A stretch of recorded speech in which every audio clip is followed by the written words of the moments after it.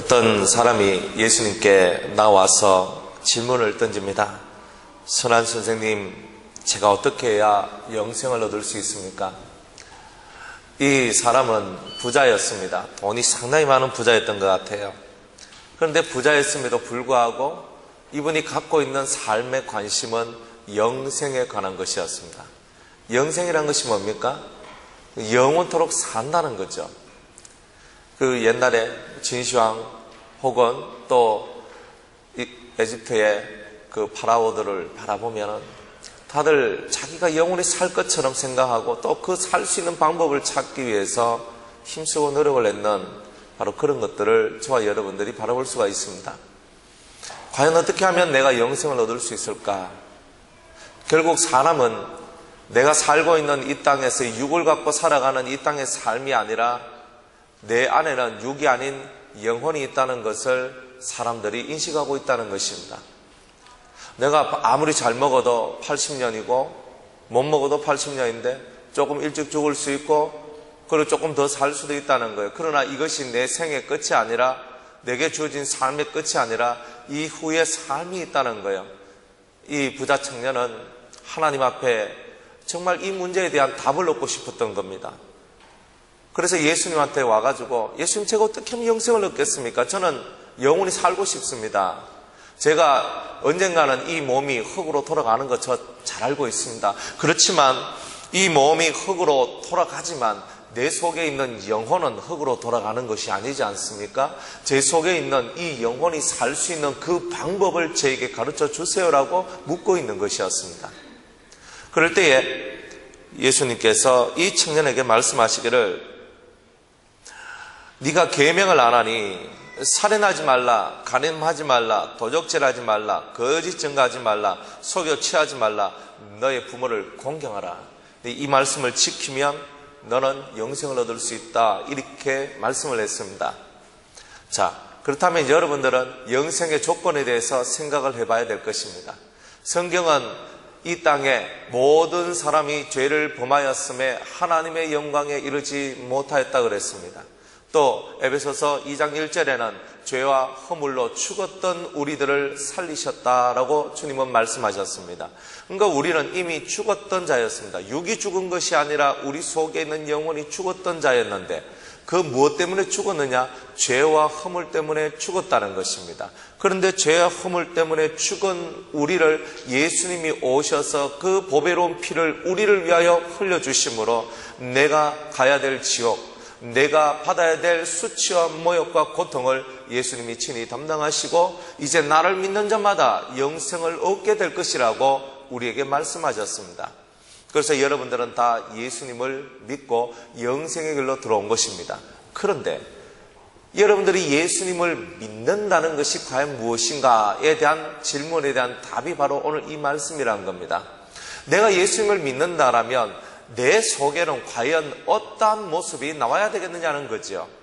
그래서 첫 번째로는 살인하지 말라라고 주님이 말씀하고 있습니다. 여러분이 진짜 예수를 믿는 믿음이 있고 예수의 피가 여러분들 속에 있다면 살인하지 않는 역사가 있어야 됩니다. 여러분들 사람을 죽였겠습니까? 뭘 어떻게 했겠습니까? 그러니까 여러분들이 칼을 들고 사람을 죽였다 안 죽였다 이런 뜻으로서 말씀을 받아들이면 안 된다는 겁니다. 내 심령 속에 사람에 대하여 미워하거나 또한 저주하는 심령이 있다면 이미 우리는 사람을 죽이는 것과 다름없는 일을 했다고 주님께서는 우리에게 말씀을 하고 있더라는 거죠. 그래서 우리 마음속에 남을 미워하거나 저주하는 마음, 이 마음들이 우리 속에서 사라져야 영생이 존재한다는 겁니다. 여러분들 마음속에 깊은 한들이 있죠. 아픔이 있죠. 그런데 그것들이 여러분들 속에 꽉 차 있으면 여러분들은 구원을 못 받는다는 겁니다. 목사님, 저 예수 믿는데요. 전 예수 믿기 때문에 저는 구원받습니다. 착각하지 마세요. 예수 믿기 때문에 구원받는다는 것은 여러분들 속에 미움이 없고 저주함이 없는 그런 마음들이 있다는 것을 얘기하는 거예요. 입으로만 난 예수 믿습니다 말해봐야 그건 소용이 없는 것입니다. 여러분들 마음속에 미움이 있습니까? 그러면 구원하고 여러분은 거리가 먼 것입니다. 여러분들 마음속에 누군가를 저주하는 마음이 있습니까? 세상을 저주하는 마음이 있습니까? 그것 또한 구원과 관계가 없는 것입니다. 진정 여러분들이 구원을 받기를 원한다면 이 마음속에 미움이 아닌 사랑을 채우고 저주가 아닌 복을 빌어주는 삶이 여러분들 심령 속에서 나타날 때에 여러분들 속에는 영생이 존재한다라고, 생명이 존재한다라고 말할 수가 있는 것입니다. 아직까지도 이 속에서 부글부글 거리고 있는데, 이 속에서 우리가 부글부글 거리는 이 악한 마음들조차도 우리는 아직도 컨트롤을 하지 못하는 우리가 영생을 받기에는 너무나도 부끄럽다라고 생각하지 않습니까? 어떤 사람 말합니다. 교회 오세요. 교회 오시면 영생을 받습니다. 교회 와서 영생 받을 것 같으면 얼마나 좋겠습니까? 교회 와도 영생을 못 얻는다는 거예요. 왜? 예수를 믿는 믿음의 모습이 없기 때문입니다. 주님께서는 우리에게 말씀하시기를 믿음에는 반드시 믿는 바에 대한 순종함이 따른다라고 얘기를 했습니다. 그래서 영혼이 없는 몸이 죽음과 같이 행함이 없는 믿음은 죽은 것이다. 그럼 내 속에 예수를 믿는 진실한 믿음이 없다면 우리는 이미 죽은 믿음을 갖고 있는 거예요. 그러니까 믿음이 죽었으니까 나도 죽는 거라 이 말입니다. 내 믿음이 살아있어야 내가 사는 건데 내 믿음이 죽어 있으니 나도 죽는 거 아닙니까? 여러분들 사람 때문에, 오목사 때문에, 아니면 다른 누구 때문에 예수 믿는 겁니까? 천만의 말씀입니다. 여러분 영혼 구원을 위해서, 여러분이 살기 위해서, 여러분이 영생을 받기 위해서 예수 믿는 거예요. 여러분 심령 속에 이런 미움과 온갖 저주함들이 여러분들 속에서 사라져야 되는 거예요. 사람을 쳐다볼 때 미워할 수밖에 없는 일들이 있습니다. 그게 뭐냐? 하는 행동을 보면요, 이 인간적 질이 안 좋아, 사람들이. 그러면 질이 안 좋은 걸 딱 보면요, 에이, 저 인간 안 돼 하면서 우리는 일단은 인간 안 돼부터 손가락질부터 먼저 하고 살지요. 사실 우리 마음속에는 그런 것이 더 강하다는 거죠. 네가 인간 되면 내 손에 장을 지지겠다. 그렇게 켜놔놓고도 장을 안 지지더라고요, 잘. 우리가 하는 모든 언어, 우리가 하는 많은 삶들이 보면 허황한 것이 너무나 많다는 거예요. 실제적 삶이 아니라 이론적 삶을 살아가고 있는 거죠. 실제적 삶이 아니라 이론적 삶이란 거예요. 그래서 여러분들이 영생을 얻으려면 1번으로 해야 될 것이 뭐냐? 살인적 기운이 여러분들에서 빠져나가야 됩니다. 살인적 기운들, 즉 다른 말로 얘기하면 살기. 여러분들 속에 살기가 사라져야 돼요. 사람을 죽이는 기운이 있어요. 그게 죄의 기운입니다. 어떻게 알 수 있냐? 그냥 어린아이를 여러분들 자세히 한번 쳐다보세요. 어린아이를 바라보는데 어린아이가 싫다, 밉다, 어린아이가 아이고 저 귀찮다, 아이고 저 하면서 어린아이만 보면 이 속에서부터 안 좋은 게 올라온다. 여러분들 심각한 문제를 가진 사람들. 짐승들을 바라보는데 개나 고양이나 이런 걸 바라보는데 아우 귀엽다, 사랑스럽다가 아니고 그것들 쳐다보면 저 귀찮은 것들, 아유 저것들 들이붙어가지고 내가 힘들어. 우리 속에는요, 내한테 조금만 귀찮고 힘들면은 그것을 가지고 아주 싫어하는 마음들이 올라오는데, 어린아이들이 얼마나 사실 우리를 귀찮게 합니까? 저 아이들이요, 우리를 귀찮게 얼마나 많이 하는지 모릅니다. 그래서 목사님 과자 사주세요, 이거 해주세요, 저랑 같이 놀아주세요, 이거 해주세요. 나 바빠. 나는 바빠. 애들은 그런 거 안 합니다. 놀아주세요 합니다. 얼마나 귀찮습니까? 그래서 내일 성질들 같으면 저것들 그냥 확 그냥 터잡고 그냥 확 그냥 때려가지고 그냥 올리가지고 나를 떠나게 만들고 싶은 생각들도 많이 안 듭니까? 그런데 우리 마음속에는요, 보이지 않는 살기들이 존재하고 있는데 이 살기가 있는 이상 사람들이 우리를 가까이 하지 않는다는 것입니다. 여러분들 속에 살기가 있습니까? 여러분들 속에 두 눈에서 불이 펑펑펑펑 쏟아나면서 다른 사람을 향하여 저주하고 미워하니 어떻게 이 속에서 생명의 평안과 기쁨이 올라오겠습니까? 그러니까 사람들이 나를 떠나가는 겁니다. 여러분들 속에 있는 살기가 사라지기를 주님께서는 원하고 있다는 거예요. 사람을 바라볼 때에 이 마음속에 살기등등한 마음이 있으면 안 된다는 거죠. 그러한 여러분들 되시기를 주의 이름으로 축복합니다. 두 번째 영생의 조건은 뭐냐? 간음하지 말라는 겁니다. 아이고 엉뚱한 것 좀 쳐다보지 말라. 남의 여자 쳐다보지도 말고 남의 남자도 쳐다보지 말고 오직 한 길만 바라볼 수 있는 하나님의 사람이 되라. 이렇게 얘기합니다. 지금 이 세상은 음란한 세상이에요. 온갖 사람들이요, 자기의 삶의 만족을 누리지 못하고 그저 바깥으로 몸과 마음을 다 던져버립니다. 이런 세상에 살고 있는 거예요. 순결하지 못한 우리의 영혼을 가지고 우리는 늘 순결하지 못한 삶을 살면서 그러나 또한 영생을 얻고자 하는 마음들이 있습니다. 머릿속에는 온갖 음란과 그리고 부정한 것들이 가득 차면서도 그러나 좋은 것은 다 얻으려고 하는 그런 마음들이 있다는 거죠. 그렇다면 오늘 우리의 마음을 먼저 깨끗하게 만드는, 순결하게 만드는 일부터 먼저 해야 되지 않겠나는 거예요. 내 속에서 올라오는 음욕을 죽이고 내 속에 있는 이 마음속에 있는 음란한 마음들을 이 속에서 비워내는 일을 할 때에 어떤 사람을 대하더라도 깨끗한 마음으로 그 사람들을 대할 수가 있는 것입니다. 여러분들에게 그러한 은혜가 있기를 주의 이름으로 축복합니다.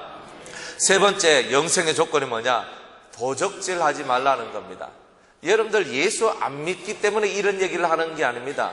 예수님을 믿기 때문에 여러분들 속에 예수 안에 있는 믿음의 진정한 모습이 뭐냐를 주님은 가르쳐주고 있는 겁니다. 도둑질하지 말라는 겁니다. 남의 것은요, 손도 대지 마세요. 뭐 하지도 말라고요? 뭐 하지 말라고? 내 것이 아닌 것은 손도 대지 마세요. 여러분 것이 아닌데 가다가 무엇이 떨어져 있던 지갑이 있던 뭐가 있던 여러분들 옆에 존재하는 그 어떤 것들 중에서라도 내 것이 아닌 것은요, 쳐다보지도 말라는 거예요. 도둑질이 왜 도둑질이 됩니까? 내 것이 아닌 것에 대해서 마음을 품기 때문에 도둑질이 나오는 거예요. 부모 자식 지간에도 아버지 것이 다 너 거야, 그죠? 엄마 것이 다 너 거야, 이렇게 아무리 얘기한다 할지라도 부모가 자식한테 주지 않는 이상은 그거는 부모의 것이지. 부모가 얘다 내가 이거 너한테 주리라 하면 그게 본인께 되는 거예요. 소유의 권리가 주인에게 있는 거예요. 어떤 사람이 어떤 물건을 잊어버렸어요. 그럼 잊어버렸다면 그 물건을 자기는 찾아다닐 거란 말이죠. 그러니까 생각을 할 겁니다. 어디서 잊어먹어서 여기서 잊었다, 저기서 혹은 잊어버렸을 것 같다, 그 장소로 찾아가요. 그런데 어떤 사람이 그 물건에 손을 대버리면 그 물건을 못 찾게 돼 있다는 거예요. 그러니까 우리들은 내 물건이 아니면 있는 장소 그대로 그냥 보고 누군가 여기 흘렸구나, 내가 이걸 들고 뭐 어떻게 하다 보면 오히려 엇갈릴 수 있으니까 그대로 놔두자. 그러면 그 사람이 결국은 나중에 와서 찾아줄 수 있는 거예요. 그래서 자기 물건을 찾아서 갈 수도 있는데 그 손을 대는 거예요. 물건을 찾아주기 위해서 손을 댄다면 감사한데 그것이 아니라 자기 소유를 만들기 위해서 손을 댈 때 우리의 속에 있는 영생의 힘은 사라지게 된다는 거예요. 그래서 주님은 우리가 도둑질하는 도적이 되기를 하나님은 원치 않는다는 것입니다. 세상에는 의적이라는 게 없어요. 도둑놈은 도둑놈일 뿐이에요. 사악한 도둑놈이든 그리고 도둑질 해가지고 그것을 또 다른 사람들에 나누어 주든 우리가 남의 것을 빼앗는 것은 다 도둑입니다. 그렇기 때문에 내 것이 아닌 것에는 손도 대지 마라. 따라합시다. 내 것이 아닌 것에는 손도 대지 마라. 눈길도 주지 마라. 이 기본입니다. 예수 믿는 사람들은 기본의 삶을 잘 살아야 되는 거예요. 네 번째로 주님은 거짓 증거하지 말라 그럽니다. 거짓말을 합니다. 말을 부풀려 하거나 너무 오버해가지고 넘어서는 그런 말을 해서도 안 된다는 거예요. 여러분들이 어떤 말을 들었을 때 들려오는 말 가지고 100% 판단할 건 없어요. 따라합시다. 내 눈으로 직접 보고 직접 들은 것이 아니면 여러분들이 한 귀로 듣고 한 귀로 흘리세요. 다른 사람이 전달할 때 다른 사람들이 여러분들한테 어떤 말을 할 때 항상 보태거나 빼는 거예요. 뭐 하거나 뺀다고요? 그렇죠. 말이라는 것이 여기서 이쪽으로 옮겨질 때에 어떤 말이 보태져요. 어떤 말이 보태지냐면 그 말을 들었을 때 그 사람이 받았던 느낌이 실려가지고 이쪽까지 연결되는 거예요. 그러니까 진짜 이야기에서 내 느낌이, 내 감정이 플러스 돼가지고 이쪽으로 넘어가기 때문에 우리가 어떤 말을 옮길 때는요, 정확하지 않고 내가 정확하게 듣고 정확하게 이해가 되지 않았다면 그 말을 옮기는 것은 옳지 않다는 겁니다. 거짓 증거가 어디서 나오는데요? 사실은 여기인데 이만한 게 뭔가 덧붙여서 가면 거짓 증거가 되는 거예요. 안 그러면 여기에서 뭔가를 빼버리면 거짓 증거가 되는 거예요. 거짓말은 나는 게 아니에요.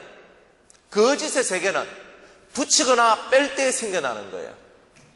그렇기 때문에 저와 여러분들은 더 이상 붙이지도 말고 더 이상 빼지도 말고 항상 있는 그대로를 갖고 살아가는 거예요. 우리가 실패하지 않고 실수하지 않고 살려면요, 말은 예나 아니오로서 끝내는 게 제일 좋습니다. 맞습니다? 틀렸습니다. 항상 그렇게 살 때 여러분의 삶에 실수가 없는 겁니다. 그런데 이것도 아니고 저것도 아닌 그런 삶을 살 때에 우리는 우리 입에서 항상 이런 잘못된 거짓 증거, 거짓말들이 우리 속에서 넘쳐날 수가 있는 겁니다. 그렇기 때문에 저와 여러분들은 이 거짓 증거하는 이 부분에 대해서 심각하게 생각을 해야 된다는 겁니다. 다르고 어달라요, 사람. 이 말들이. 그렇기 때문에 항상 말을 조심하라는 거예요. 특별히 우리 같은 목사들이나 교육자들은요, 더더욱이 말을 조심해야 되는 거예요. 한마디 말을 여기서 옮길 때 앞뒤 다 빼고 이것만 옮기고, 혹은 내가 이쪽에서 들은 말인데 이거는 해가 또 스토리 또 만들어서 얘기하고, 이렇게 해버리면 성도들이 우리한테 대한 신빙성, 신뢰를 가질 수 있겠습니까? 성도들이 목회자를 바라볼 때 저분이 말하는 것은 정직하고 저분이 말하는 것은 진실하고 저분이 말하는 것은 다 바른 사실이야 라고 인식할 때에 서로가 대화가 되는 겁니다. 우리는 살아가는 모든 삶이 그래요. 성도도 마찬가지입니다. 세상 바깥에 나가서 교회 다닌다 하고 전도하고 예수 믿으라 하는 우리가 입에서 늘 그러한 거짓 증거가 넘쳐난다면 우리 스스로가 그 예수 그리스도의 이름에 먹칠을 하는 그런 삶을 살아가는 것밖에 더 되겠냐는 것입니다. 그래서 헛된 소리 하지 마시고 솔직하게 얘기하고 솔직하게 대화하고 솔직하게 서로에게 서로의 마음을 던질 수 있는 그런 자세를 먼저 기르는 것이 거짓 증거나 거짓말을 하지 않는 바로 그런 삶을 살아가는 길이라는 것을 저와 여러분들이 알아야 될 것입니다. 나의 유익을 위하여서, 공공의 유익을 위하여서, 우리의 어떤 단체의 유익을 위하여서 내가 이 정도 거짓말을 할 수 있으라고 착각하지 마세요. 여러분이 거짓말을 한 것에 대해서 반드시 언젠가는 탄로가 날 것이고 그 탄로가 나면 여러분의 인격은 다 무너지게 되어 있는 거예요. 그러니까 절대로 거짓말을 통해서 여러분 자신이 무너지도록 여러분을 만들지 말라는 겁니다. 그러한 여러분들 되시기 바랍니다. 그 다음에 주님은 다섯 번째로 속여 취하지 말라. 남을 속여서 내가 어떤 것을 얻기를 바라는 이런 삶을 살지 말라는 겁니다. 내가 그래 많이 가져가. 그지 이만큼 가져가지고 있잖아요. 그거 가지고 배 터지게 잘 먹고 떵떵거리며 살 거라고 속여가지고 그것을 얻습니까? 주님은 그런 심보를 싫어하신다는 거예요. 그 다음에 여섯 번째로는 따라합시다. 내 부모를 공경하라. 내 부모를 잘 공경해야 된다는 거예요. 잘 부모를 공경하라 그러니까 돌아가시고 난 다음에 제사상 그하게 차려가지고 아이고 아버지 아이고 어머니 하는데 죽은 귀신이 와가지고 그 밥을 먹습니까? 밥을 드실 것 같으면야 한 걸부 차려가지고 그냥 많이 더 있어 해야지. 그런데 죽고 난 다음에는요 못 먹어요. 못 먹어. 영은 유물적인 거 물질적인 것을 취하지 않는단 말이에요. 그러면 살아있을 때 최선을 다해서 그 부모를 섬기고 그 부모의 말씀에 순종하고 살아가는 것이 우리가 사는 삶의 원리라는 것입니다. 그래서 네 부모를 공경하라. 그리하면 네가 땅에서 잘 되고, 따라합시다. 땅에서 잘 되고. 땅에서 못 되는 이유가 뭐냐? 부모를 못 섬기기 때문에 그래요. 성경은 이것을 보고 약속 있는 첫 번째 계명이라고 얘기합니다. 부모를 잘 섬기면 뭐가 생긴다? 자다가도 떡이 생기는 거예요. 근데 부모의 말을 거역하기 시작하면 자다가 벼락 맞습니다. 그러니까 자다가 떡이 생기는 게 좋습니까? 자다가 벼락 맞는 게 좋습니까? 떡이 좋은 거예요, 그죠? 여러분들 인생 속에서 부모를 잘 섬기는 것은 여러분의 장래를 평안하게 만드는 길입니다. 여러분이 부모를 잘 섬기면요, 여러분 자식이 여러분을 잘 섬기는 거예요. 그게 바로 우리가 받은 주의 계명이라는 것입니다. 그래서 부모를 공경하라. 그러면 네가 땅에서 잘 되고 장수하리라. 그죠? 치매 걸리지 않고 건강한 몸으로 모세처럼 120살까지 열심히 살다가 눈도 흐리지 아니하고 기력이 쎄하지 않았는데 어느 날 자다가 조용히 주님이 데리고 가시더라. 뭐 이런 이야기가 여러분의 얘기가 되면 얼마나 좋습니까? 여러분 치매 한번 걸려보세요. 저희 그 아버님도 치매기가 조금 있었는데 어느 날 하루는 딱 새벽에 아버지가 똥을 쌌어요. 아니 완전 방바닥에 완전 똥천지가 돼버렸는 거야.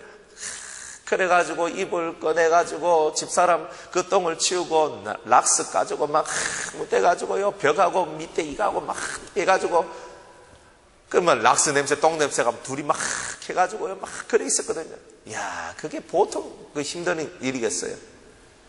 그래 이게 도저히 답이 안 나온다는 거예요. 이게 답이 안 나오잖아요. 여러분들이 네 부모를 공경하라. 그러면 땅에서 잘 되고 장수하리라. 이 장수라는 거는요 치매 안 걸린다는 거예요. 치매 안 걸리고 잘 여러분들이 건강하게 살다가 주님 앞에 갈 수 있다는 거예요.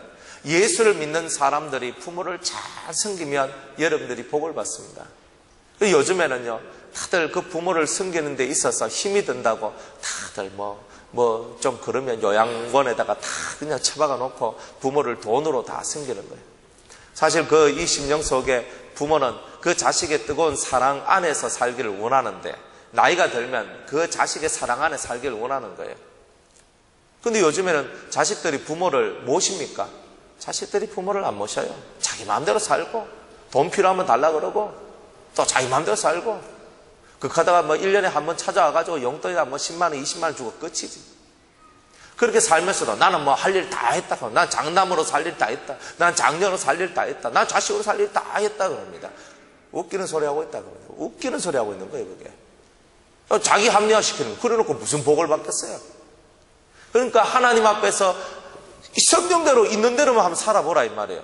그러면 있는 대로만 살면 여러분들 삶 속에 복이 오지. 은혜가 오고 사랑이 오고 은총이 오는데 근데 그걸 못하니까 다 사람들이 무너지는 거예요. 가정이 무너지면요 다 사는 게 재미가 없어요. 자식을 보는데 무슨 재미가 있고요, 남편을 보고 아내를 보는데 부모를 보는데 무슨 재미가 있겠어요. 낙이 없어요. 그러니까 부모를 잘 공경하는 이 삶을 살 때 우리 자체들이 복을 받는 거예요. 여러분들 백발은 영화의 멸류관이라고 그랬습니다. 부모들의 머리가 희끗희끗해지고 그 머리가 까만 머리가 하얀 머리가 될 때 왜 그것을 보고 영화의 멸류관이라 하느냐? 그것은 그 까만 머리가 그 백발이 될 때까지 인생 경륜이라는 것이 들어있다는 거예요. 그 속에서는 삶을 살아가는 법을 알고 그리고 비록 자녀들은 대학교 나오고 대학원 나오고 그렇게 잘했지만 부모는요 때로는 국민학교도 못 나오고 겨우 이제 글자 한글 글자나 조금 아는 그런 정말 무식한 부모라 할지라도 그 부모 속에는 백발 지혜가 들어있는 거예요. 아무리 똑똑해도 그 지혜 앞에서는 똑똑한 척 할 수가 없는 거예요. 그래서 그 부모님이 하시는 말씀을 듣고 잘 순종을 하면 복이 되는 거예요. 근데 우리가 그런 것을 잘 못한다는 거예요. 내 잘났다고 세상에 나가서 내 자랑거리, 내 잘남을 드러내긴 해도 진심으로 부모를 섬기는 일을 하지 못한다면 여러분들의 그 모든 일들은 헛똑똑이의 일밖에 되지 않는다는 거예요. 그래서 부모님은 제2의 하나님이다. 따라합시다. 부모님은 제2의 하나님이다. 살아계실 때 순종하고 잘 섬기자. 그게 우리가 해야 될 일입니다. 이렇게 6가지 얘기를 했어요. 그래 다 얘기를 하면서 네가 영생의 조건, 네 믿음이 네 속에 하나님을 진심으로 믿는 믿음이 있다면 너는 이런 6가지를 너는 잘 지켜나갈 것이다. 그리고 이것을 가지고 있으면 너는 영생을 받을 자격이 있다. 이렇게 주님은 말씀하셨던 거예요. 그런데 이 친구가 말하기를 선생님 제가 어려서부터 이 말씀은 다 지켰습니다. 얼마나 멋져요. 이렇게 멋지게 살았다는 거예요. 그런데 영생이 있는 거예요 이 사람한테는. 그런데 예수께서 그를 보시고 사랑하사. 왜 이렇게 주님의 말씀을 지키며 살아간 이 사람을 사랑하시면서 하시는 말씀, 이제 완전한 길로 들어갈 수 있는 완전한 영생, 매일매일 여러분의 심령 속에서 기쁨과 행복과 즐거움과 정말 만세, 야, 너무나 기쁩니다. 감사합니다. 할렐루야가 저절로 나올 수 있는 이 멋진 삶을 살아갈 수 있는 마지막 영생의 조건을 우리에게 가르쳐주고 계신 거예요. 그게 뭐냐? 정말 어려운 건데 주님께서는 이 말씀을 이 청년한테 말씀합니다. 네게 오히려 한 가지 부족한 것이 있으니 가서 내 있는 것을 다 팔아 가난한 자들을 주라. 놀렐루야. 놀렐루야지. 이 사람이 얼마나 부자였는지 자기가 있는 전 재산을 다 팔아가지고 가난한 자들에 다 나눠주면 나는 뭐가 된다는 거야? 알거지가 되잖아요. 알거지. 쉽게 말하면 그냥 옷 한 벌, 신발 한 켤레 외에는 다 나눠주고 너는 빈 몽뚱아리로 네 옷 한 벌 가지고 네 몸을 가리우고 신발 신고 샌들 하나 신고 날 쫓아와라 하는 거거든요. 미치고 환장을 놓으라 아닙니까? 어차피 없으면 버릴 것도 없으니까 쫓아가면 되지. 안 그래요? 어차피 없으면 버릴 것도 없어요. 예수님 저 월세 사는데 월세 주기도 힘든데 고맙습니다 하고 내 예수님만 쫓아가겠습니다. 이러면 되는 거라. 근데요, 집이 한 5채 있고요, 부동산, 동산, 이런 것들 쫙 있고요, 시가 10억, 20억, 30억 쳐 있고요. 그래가지고 내 전재산 해보니까 한 50억, 60억 되고요, 한 10억, 20억 되고요. 그걸 다 팔아가 가난한 자들한테 다 놔주고 예수님 쫓아가려고 하니까 사람 시급하는 거예요, 이게. 하겠습니까, 여러분? 만약 이 당시에 이 청년이 여러분이라면, 여러분들이 이 얘기를 따라가겠어요? 아무도 말을 못하네. 그래도 엘레강스와 그래도 삶의 질을 유지하면서 주님을 쫓아가야지요. 그죠? 아이고, 그런 데는 또 다 아멘을 하시려고 그러네. 근데 주님은 이 친구한테 지금 마지막 하나, 네가 영생은 얻었다. 그러나 진정한 천국은 못 얻었다는 거예요. 천국이 어디서 오느냐? 물질 속에서 오는 것이 아니라는 겁니다. 네가 과연 물질을 버릴 수 있느냐? 그렇다면 너는 진정한 천국을 네 속에 얻을 수 있을 것이다 라고 말하고 있는 겁니다. 주님은 그리하면 네가 다 팔아서 가난한 자들에게 나눠주면 하늘에서 네게 보화가 있으리라. 아니, 지금 이 얘기는 뭐예요? 다 팔아주면 하늘에 보화가 있다? 그러면 이 친구의 원래 관심이 뭐예요? 내가 죽고 난 다음에 그 다음에 세계에 과연 나는 어떠한 모습으로 저는 서 있기를 원하느냐? 나는 영원히 사는 자의 모습으로 서기를 원합니다. 그 답을 지금 주고 있는 거예요. 영원히 사는데 슬픔 속에서 사는 것이 아니라 기쁨과 감사와 즐거움과 찬송을 부르며 너무 행복에 정말 겨워서 너무너무나 행복해서 너무너무나 가슴에 감동을 가지고 살아갈 수 있는 이 삶을 지금 보여주고 있는 거예요. 그런데 이 청년은 돈을 못 버려서 자기가 가지고 있는 소유를 버리지 못해서 그것을 얻지 못하고 있더라는 거죠. 여러분들의 작은 재물들을 가난한 자들에게 한번 나눠줘 보세요. 힘이 없고 가난한 자들이 여러분들의 작은 정성을 받고 그들 마음속에 만약 신이 있다면, 예수를 믿는다 할지라도 만약 신이 있다면 저 고마운 사람에게 복을 주시옵소서라고 마음에서 외치지 않겠습니까?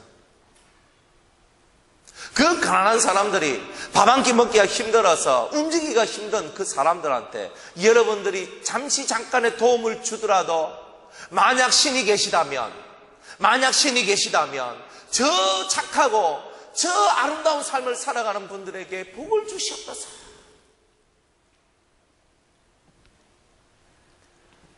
여러분들이 하고 있는 삶이 이런 많은 사람, 가난하고 병들고 약자들을 위하여서 살아가는 멋있는 삶을 살 때에 그들은요, 이 갚을 수 없는 은혜 때문에 하늘을 향하여 부르짖게 되는 거예요.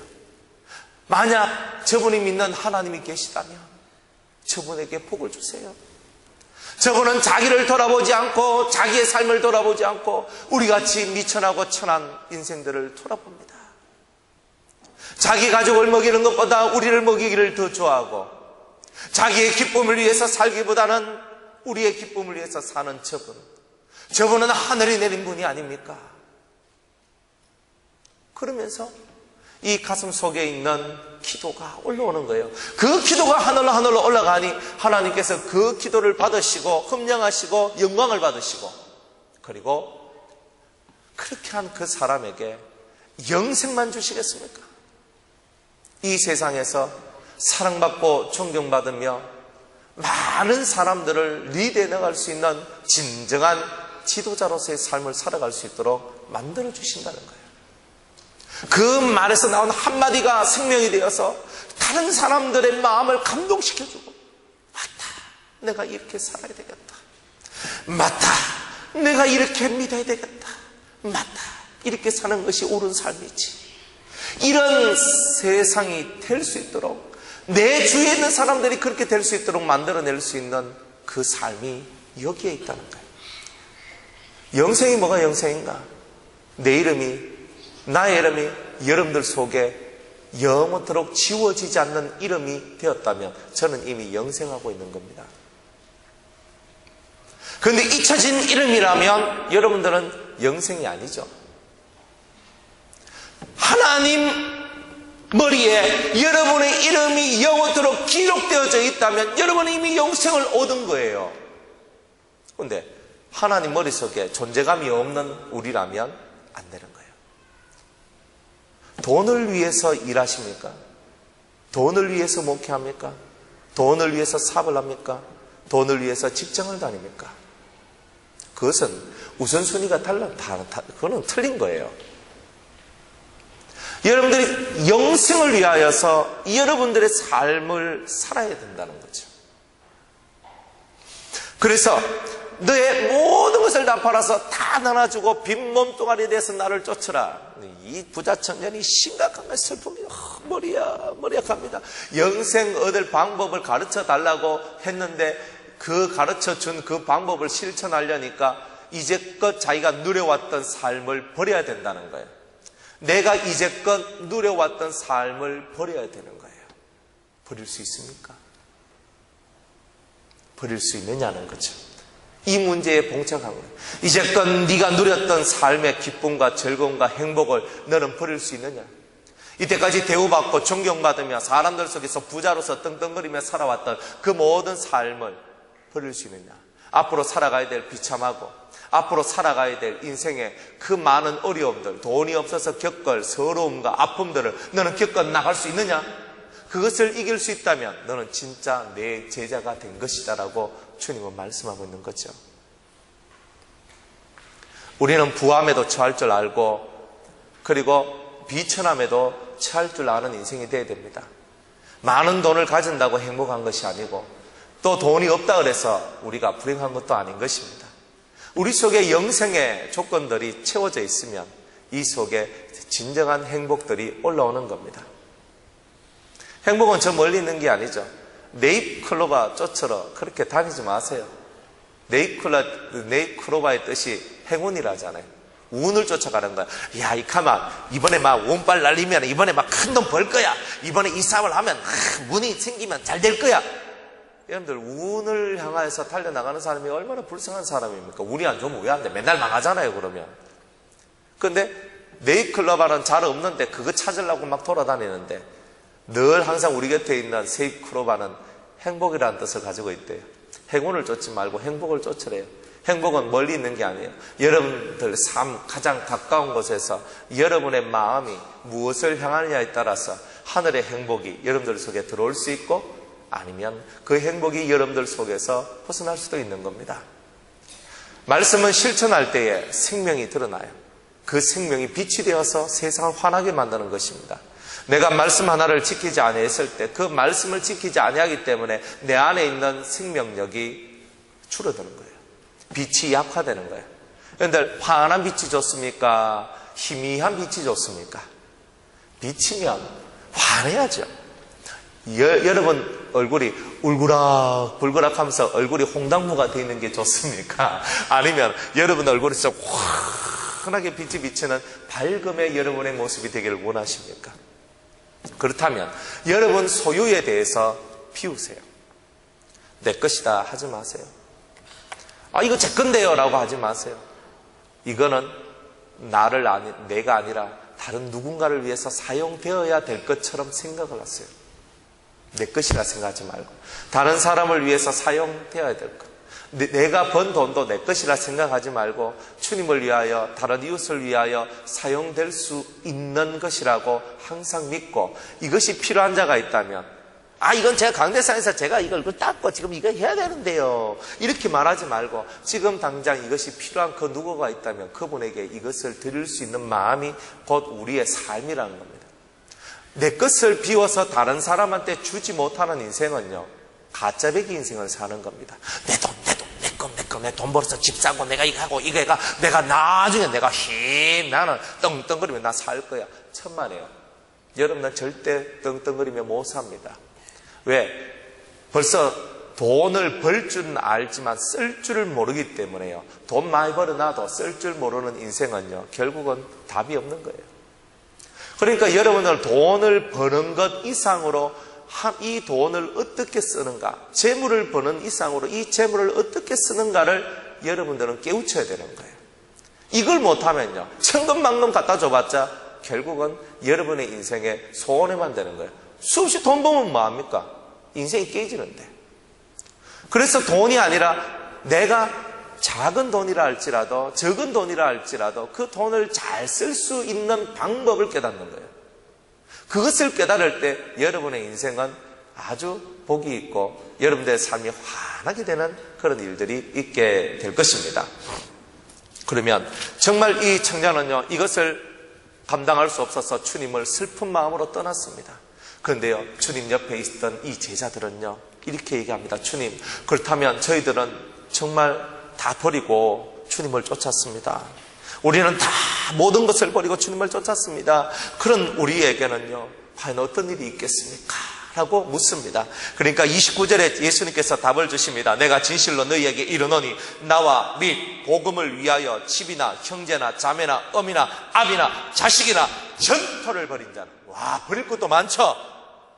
예수님과 복음을 위해서 집, 형제, 자매, 어미, 아비, 자식, 전토, 내 삶의 가장 소중한 것들이에요.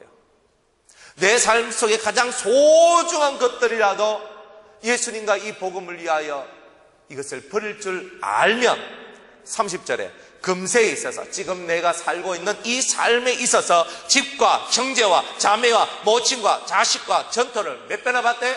100배나 받대. 이 100배나 말이 뭐냐? 어머니가 100명 생긴다는 뜻이에요? 아버지가 100명 생긴다는 뜻이에요? 집이 한 개 바쳤더니 100개가 생긴다는 뜻일까요?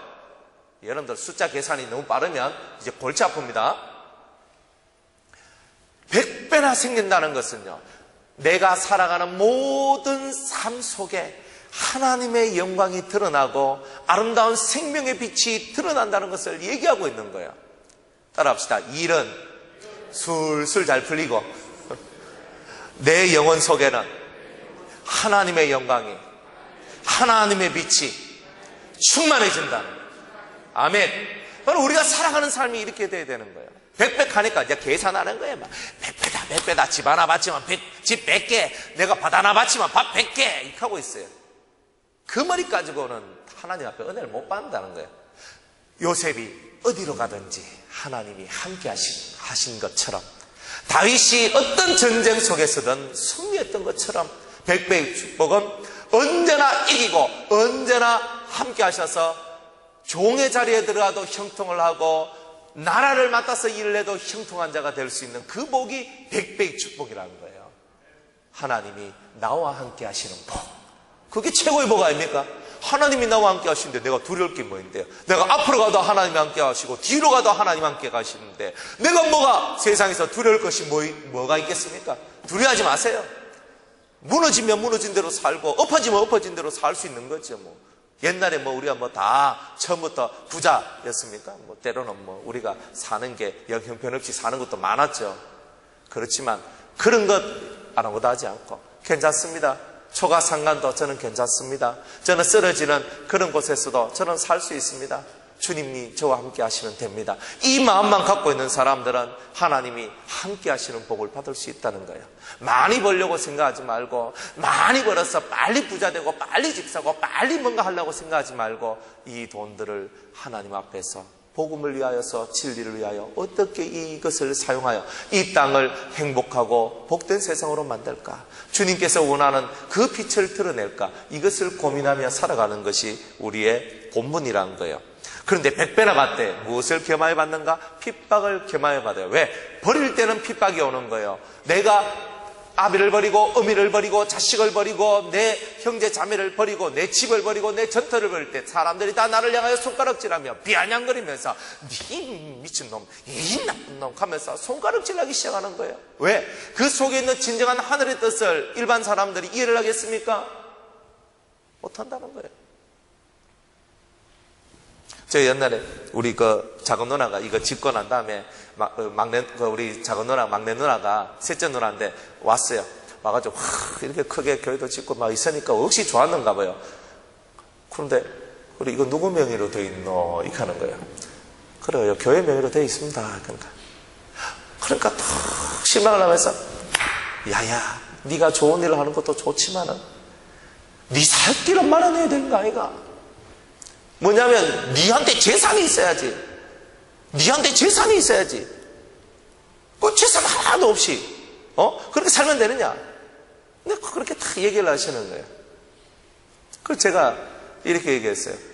제가 제 모든 것을 다 바쳐서 제가 이렇게 하면 제가 복을 못 받더라도 제 자식들은 복을 받지 않겠습니까? 제 후손들이 잘 될 거예요. 저는 걱정 안 해요. 그리고 저 하나 희생해가지고 저 하나 희생해서 모든 사람이 다 잘 살고 모든 사람이 다 행복해 한다면 그것으로 만족하는 거 아닙니까? 그러니까 우리 막내 누나 그 얘기를 듣고 그 말이 맞긴 맞는데 하면서 가더라고요. 그 말이 맞긴 맞는데 어려운 거예요. 여러분들 다 내놓을 수 있습니까? 다. 나를 위해서가 아니라 정말 사랑하는 여러분들의 이웃들을 위해서, 내 가족도 아니고 내가 피 하나 씻기지 않는 사람을 위해서 여러분들의 것을 내놓을 수 있습니까? 그게 바로 우리가 하늘 사람이라는 증거죠. 입으로 살지 말고 여러분의 삶으로 예수의 모습을 보이라는 겁니다. 핍박을 받아요.